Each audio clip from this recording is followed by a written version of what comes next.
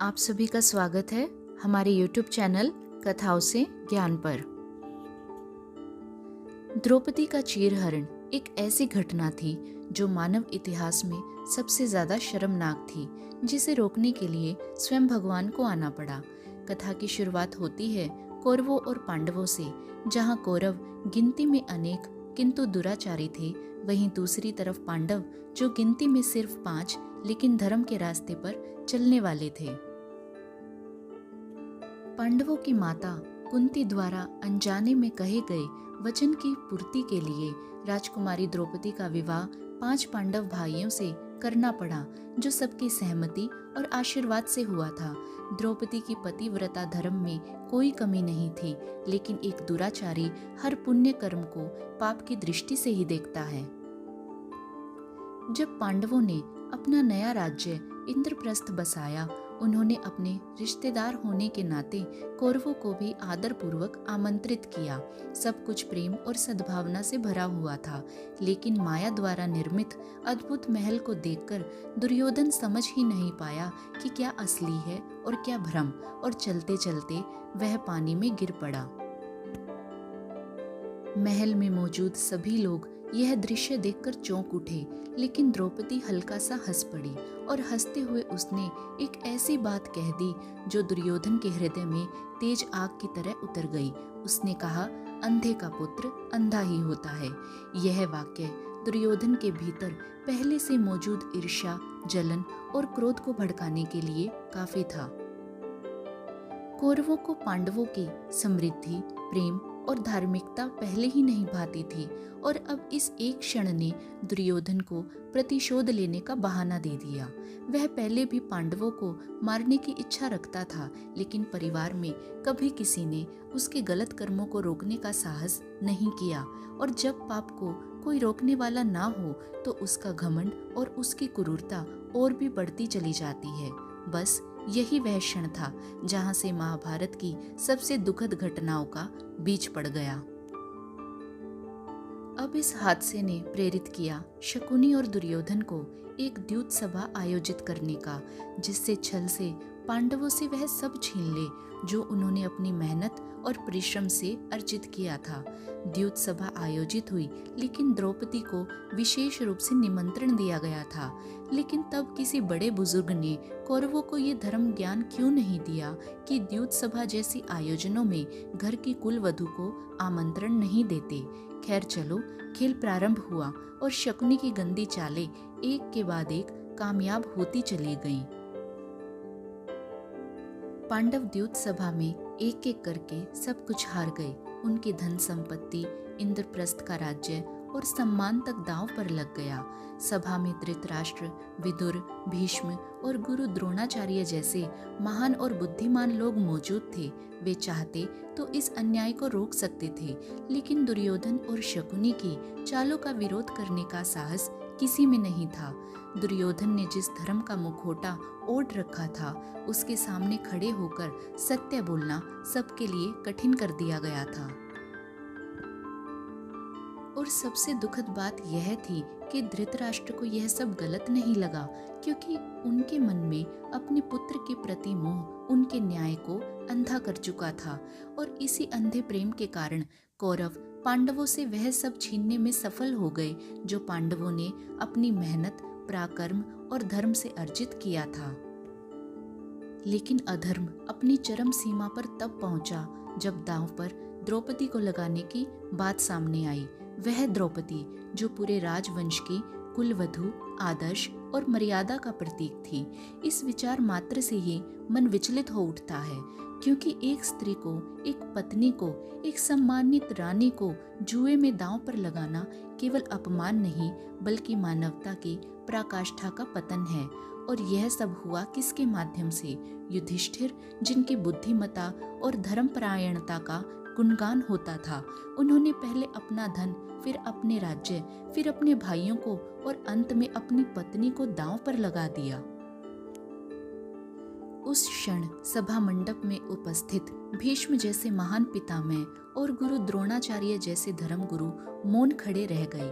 उनका महान होना, उनका ज्ञान, उनका युद्ध कौशल सब निष्प्रयोजन और अर्थहीन सा लगता था, क्योंकि धर्म की रक्षा केवल शब्दों से नहीं होती, उसके लिए साहस चाहिए, और उस दिन उस सभा में साहस किसी के पास नहीं था। हाँ, जरा सोचिए, यदि उस द्यूत सभा में दांव पर द्रौपदी को नहीं बल्कि कौरवों की पत्नियों को लगाया जाता, तो क्या तब भी सब मौन रहते? क्या तब भी धर्म की परिभाषा इतनी ही धुंधली दिखाई देती? नहीं, तब अचानक सबके भीतर का धर्म जाग उठता, बड़ों की मर्यादा याद आ जाती, सभ्य समाज का सम्मान याद आता, और उन महान योद्धाओं को भी अपना महान होना याद आ जाता। क्योंकि जब अन्याय दूसरों पर होता है तब वह खेल लगता है, लेकिन जब वही अन्याय अपने घर को छूता है तो उसे पाप कहा जाता है। और यही सबसे बड़ा अन्याय था कि जिस द्रौपदी ने सदा धर्म को निभाया, उसी के सम्मान की रक्षा में पूरा सभा मंडप मौन हो गया। रोमांचक तो ये जानना है कि आखिर ये सब द्रौपदी के साथ ही क्यों हुआ। लोग अक्सर कहते हैं कि शायद इसकी वजह द्रौपदी का पांचों पांडवों से विवाह होना था, पर क्या सच में यह उसका निर्णय था? नहीं, उसने तो स्वयंवर में अर्जुन को चुना था, क्योंकि वही उस परीक्षा को सफलता से पूरा कर पाए थे। पर जब माँ कुंती ने बिना जाने यह कह दिया, जो लाए हो उसे आपस में बांट लो, तो द्रौपदी ने कर्तव्य पालन और कुल मर्यादा के लिए पांचों पांडवों की पत्नी बनना स्वीकार किया। तो फिर दोष किसका था? द्रौपदी का या उस परिस्थिति का, उस संस्कार का और उस वचन का, जिसने उसे अपनी इच्छा से अधिक अपने पतिव्रता धर्म को निभाने पर मजबूर कर दिया? द्रौपदी ने शादी नहीं की थी 5 पुरुषों से, उसने निभाई थी एक वचन की मर्यादा, एक माँ के शब्दों की प्रतिष्ठा, और यही बात आगे चलकर इतिहास का सबसे बड़ा अन्याय बन गई। शायद कसूर था कौरवों की गंदी सोच का, जो जलन में अंधे होकर द्रौपदी से उसका कुलवधू होने का हक भी छीनना चाहते थे। अब आते हैं द्यूत सभा में। युधिष्ठिर द्रौपदी को भी दांव में हार जाते हैं और दुर्योधन उसे अपनी दासी घोषित कर देता है। वह दुशासन को द्यूत सभा में द्रौपदी को बालों से खींचकर लाने का आदेश देता है। तब द्रौपदी को महावारी यानी कि मासिक धर्म में होने की वजह से अलग कमरा दिया गया था। जरा सोचिए, द्रौपदी उस समय कैसा महसूस कर रही होगी। एक प्रतापी राजा की पुत्री, महान पराक्रमी वीरों की पत्नी और विशाल साम्राज्य की आदरणीय कुलवधू, उसके साथ कैसा अपमानजनक व्यवहार किया जा रहा था, वो भी सिर्फ एक व्यंग्य भरे मजाक के नाम पर। वो सभा के बीचों बीच खड़ी थी, जहाँ महाराज धृतराष्ट्र सिंहासन पर विराजमान थे, पितामह भीष्म मौन थे, गुरु द्रोण नैतिक धर्म को पहचानते हुए भी चुप थे, एक और कौरव उपहास में हंस रहे थे और दूसरी ओर पांडव अपने ही पराजय के बोझ में झुके हुए थे। ऐसे में द्रौपदी ने जब इन सभी चेहरों को, अपनों को एक एक करके देखा होगा, तो उसके हृदय पर क्या बीता होगा। उसकी आंखों में प्रश्न थे, पर उत्तर देने वाला कोई नहीं। उसके सम्मान पर आघात हो रहा था, पर रक्षा करने वाला कोई नहीं। उसे समझ में आ गया, यह अपमान केवल उसका नहीं, स्त्रीत्व, मर्यादा, धर्म और न्याय, यह सबका अपमान था। एक नारी जो स्वयं प्रकृति की सबसे अद्भुत और सर्वोत्तम रचना है, जिसके भीतर देवी का तेज, ममता की गहराई और धर्म की शक्ति समाहित होती है, वो जननी है, जीवन देने वाली। इसलिए संसार का कोई भी अधर्म, कोई भी अन्याय उसे वास्तव में झुका नहीं सकता, और द्रौपदी ने यही सिद्ध किया। द्यूत सभा के उस अपमान के बीच द्रौपदी की आवाज धर्म की गर्जना बनकर उठी। उसने वहां उपस्थित हर व्यक्ति को चेताया, याद रखो, मर्यादा टूटे तो राजधानियां भी ढह जाती हैं, और धर्म का अपमान हो तो वंश भी मिट जाया करते हैं। उसकी आंखों में आंसू नहीं, अग्नि थी। उसके स्वर में भय नहीं, साहस था। उसके खड़े रहने में कमजोरी नहीं, संघर्ष की शक्ति थी। और उसी क्षण से सभ्यता के इतिहास में एक नारी की पीड़ा नहीं, एक नारी का संकल्प दर्ज हो गया। उसने युधिष्ठिर का खुद की पत्नी और भाइयों का दांव पर लगाना गलत ठहराया। बड़े बुजुर्गों को धर्म का पालन करने की गुहार लगाई। राजा धृतराष्ट्र को भविष्य के लिए चेताया। दुर्योधन को उसके कुकर्मों की सजा भुगतने के लिए भी चिल्लाकर कहा। एक पल के लिए ऐसा लग रहा था मानो जगजननी माँ का अंश स्वयं द्रौपदी के माध्यम से द्यूत सभा में तांडव कर रहा हो। पर इतना सब होने पर भी किसी को कुछ समझ ही नहीं आया। इसे ही कहते हैं विनाश काले विपरीत बुद्धि। फिर आगे इसके बाद भी वहां उपस्थित सभी लोगों की बुद्धि पर जैसे ताला लग गया हो। दुर्योधन फिर से द्रौपदी का अपमान करता है और दुशासन को उसका चीरहरण करने की आज्ञा देता है। फिर क्या, जैसे ही दुशासन द्रौपदी की साड़ी को खींचना आरंभ करता है, द्रौपदी याद करती है भगवान रूपी अपने सखा श्री कृष्ण को, और फिर शुरू होती है श्री कृष्ण की लीला। दुशासन थककर हार जाता है, लेकिन द्रौपदी की साड़ी का पल्लू अपने आप बढ़ते ही जाता है। कोई भी द्रौपदी को हाथ तक नहीं लगा पाता और श्री कृष्ण वहां पर उपस्थित सभी मर्दों को निर्वस्त्र कर देते हैं। असल में खेल तो अब शुरू होता है। एक अजीब सा प्रकाश उस पूरी द्यूत सभा को अपने उजाले से भर देता है और सब शांत हो जाते हैं। सब एक दूसरे की तरफ देख रहे होते हैं, लेकिन द्रौपदी उन सब के बीच खड़ी होकर क्रोध से भर जाती है। उसका रूप देखने लायक होता है, मानो जगदम्बा माता आगे आने वाली संहार लीला का शंखनाद करने वाली थी। और वही हुआ। द्रौपदी ने वहां उपस्थित हर पुरुष को श्राप दिया। द्रौपदी ने चिल्लाकर कहा कि हर किसी को उसके कर्म का फल भोगना ही पड़ेगा। अब उनके विनाश से उन्हें कोई नहीं बचा सकता। और फिर उन सभी को शाप देकर द्रौपदी पूरे सम्मान, क्रोध और विनाश की अग्नि अपने आंखों में समाहित किए वहां से चली गई। ये घटना सत्य में इंसान को अंदर तक हिला देने का सामर्थ्य रखती है। चलिए अब हम बात करते हैं उन शिक्षाओं पर जो हमें इस कथा से सीखने को मिलती हैं। यदि आपके रिश्तों में कुछ ऐसे लोग हैं जो आपसे ईर्ष्या भाव रखते हैं और आपकी सफलता या खुशी से उन्हें दुख होता है, तो आपके लिए सही रहेगा कि आप उनसे दूरी ही बनाकर रखें। उनके साथ सिर्फ कर्तव्य तक का ही संबंध रखें। जरा सोचिए, अगर उस दिन पांडव कौरवों की द्यूत सभा का हिस्सा ही नहीं बने होते, तो क्या यह अपमान, यह अन्याय, यह क्रूरता होती?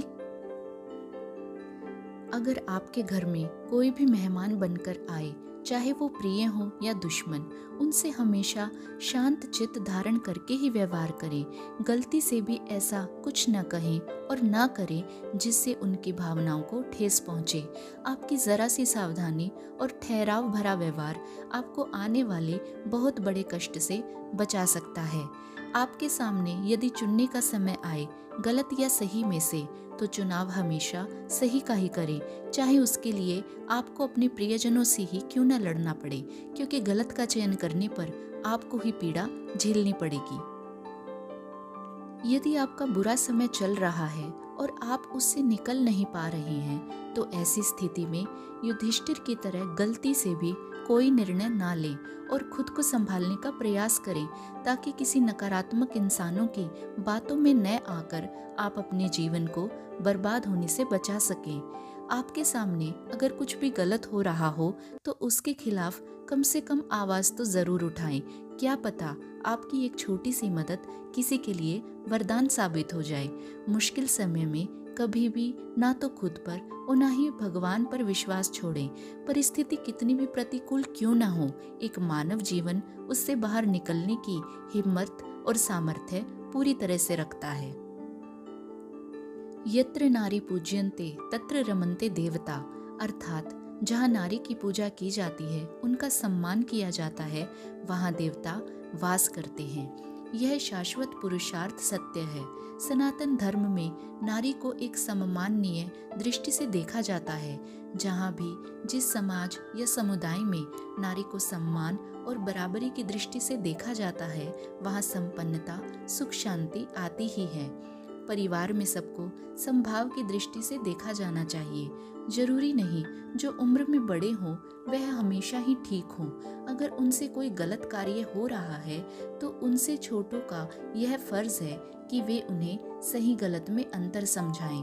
बस ध्यान इस बात का दें कि यह ज्ञान देते समय भी बड़ों की इज्जत और रिश्तों की मर्यादा का उल्लंघन बिल्कुल भी ना करें। आशा है कि आपको हमारा यह वीडियो पसंद आया होगा। ऐसी ही और प्रेरणादायक कथाएं सुनने और उनसे जीवन में सीख प्राप्त करने के लिए हमारे YouTube चैनल कथाओं से ज्ञान को सब्सक्राइब कर लें। और हाँ, वीडियो को लाइक और शेयर करना बिल्कुल न भूलें, क्योंकि आपका छोटा सा सहयोग हमें और भी अच्छी कथाएं आपके लिए लाने की प्रेरणा देता है।